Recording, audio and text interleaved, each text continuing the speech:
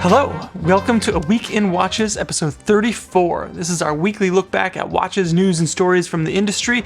My name is Blake Bettner, the managing editor of Worn & Wound. This week's episode is brought to you by the Windup Watch Shop, the retail arm of Worn & Wound. Stay tuned a little bit later in the episode to learn more about windupwatchshop.com. All right, jumping into the news, we've got a big one first. It is January 2023, and what is becoming something of a tradition for Omega, we have a new Speedmaster, and this is a doozy of a Speedmaster. This is a super racing Speedmaster. That's right, it's got the racing minute track.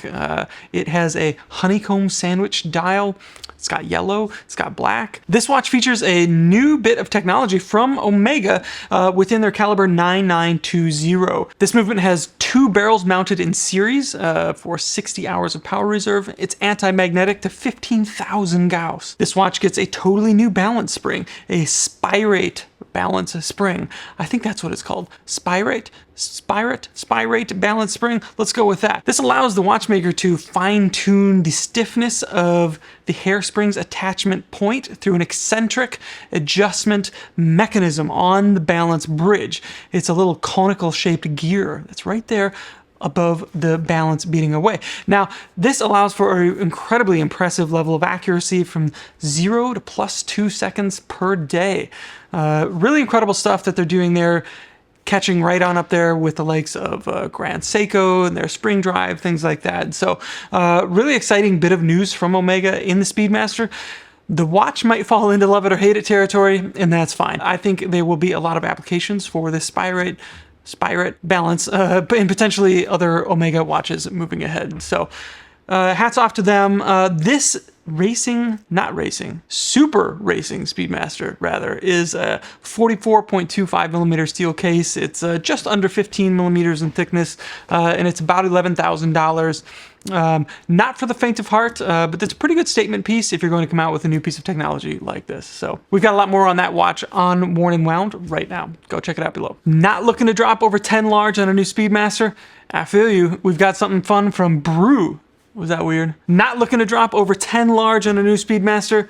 Totally understand. There's also something really awesome from Brew that was released this week. It is the gold metric. You remember the metric, right? Kind of colorful, sporty watch, a mecha quartz, beautifully sized, really lightning in a bottle with this design. It works beautifully. There's a new one, and it's gold. Gold case, gold bracelet, black dial with gold accents, but it is a very chic watch from Brew. If you like this design, if you're gold curious, this might be a good way to jump into that pool without spending too much money. It's gold plated, by the way. It does start at $475, so take that for what it's worth. The design works beautifully in gold. It still measures 36 millimeters in diameter, lovely on the wrist. Inside is a hybrid VK68 mecha quartz movement, so all of that good stuff, and again, under 500 bucks, hard to go wrong here. And before we continue, here's a word from Windup Watch Shop. At windupwatchshop.com, you'll find a broad selection of watches and watch accessories, all focused on great design and great value. From young hands in the elegant Max Bill line to hardcore G-Shocks, all the new stuff from Oris. There's likely a watch for you. If you're not looking for a watch though, we still got you covered. There's straps of all kind, including Italian and American-made leather straps, and adapt American-made nylon mill straps, and much more. We've also got travel pouches and storage solutions, such as rolls and tubes for when you're on the go, and rugged tool watch boxes for your home. I keep my own watches in one of those things. I love them. We've also got strap-changing tools, general EDC stuff, from pens to pocket knives and flashlights, all available in the same shop. Check it all out at windupwatchshop.com. And follow all the latest news on Instagram at Windup Watch Shop. Moving on, we have some new three-hander watches from Fairer. This is a collection of 4 watches that are 36 millimeters, steel case, Le Jeu Perret, automatic movements here. Now this is Fairer, so all 4 of these watches in this collection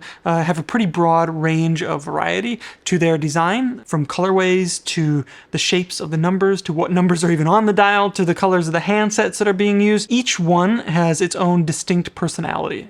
If you're a fan of Fairer, I think you'll love these watches. And of course at 36 millimeters, 41 millimeters from lug to lug, total sweethearts on the wrist, and of course not shy on that brilliant personality that we love from Fairer. And best of all, they start under $1,000. And then sticking in the same part of the world over there in the UK, Christopher Ward has a new collection of C65 Dune watches. These come in automatic, bronze, and GMT variants, and they kind of use the base of the Aquitaine line that we saw last year, but it ditches the bezel. So the watch kind of lands somewhere between dive watch watch and field watch, and it does so in a way that works surprisingly well.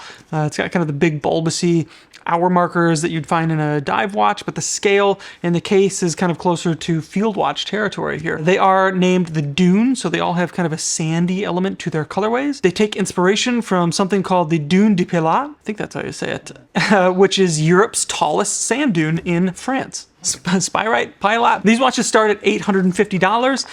They feature 38 millimeter light catcher cases.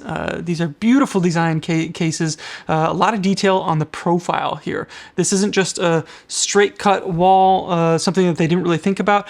These are cases that you really have to see to fully appreciate. And as the name suggests, they catch a lot of light, but they wear very slim on the wrist because they tuck everything in very neatly into kind of a very interesting profile of the case there. There are beautiful subtle tones at work here with a bold design that kind of lives between these genres. So I think that makes these watches really interesting. Go check this out.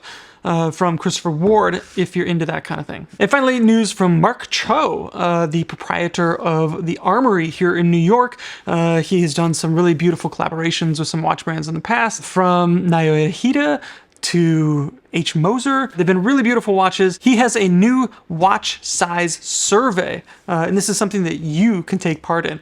If you always find yourself complaining about the sizes of watches, the scale of watches, having a small wrist, having a big wrist, this is your chance to have your voice heard. This is a survey that will collect data from people just like you and me, enthusiasts that have watches, that care about watches, wear watches, have feelings on the sizes of watches. You will be able to input the size of your wrists according to you, watch sizes that you prefer, what you would like to see, perfect watches to you, secondary perfect watches to you. It's all there. There's a lot of great information in here, and that data will be made public at some point in the near future, so keep an eye out for that. This isn't the first time he's done one of these surveys, by the way. We wrote about one a few years back. We will link to the results of that down below.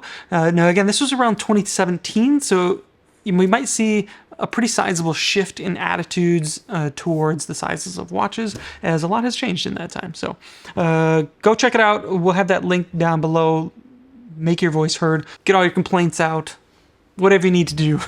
Your feelings on wrist sizes, watch sizes, all the numbers. If you ask me, put all those numbers aside. Just focus on wearability. You might surprise yourself by how many watches live outside of your comfort zone by the numbers, but actually are quite comfortable literally on the wrist. All right, and that does it for episode 34 of A Week in Watches. Thank you so much for tuning in this week and weeks past. If you have any feedback for us, be sure to leave it in the comments below. We really appreciate it. And if you would like to support this channel, be sure to leave a like, share, and subscribe, and go visit windupwatchshop.com. Until next time, take care.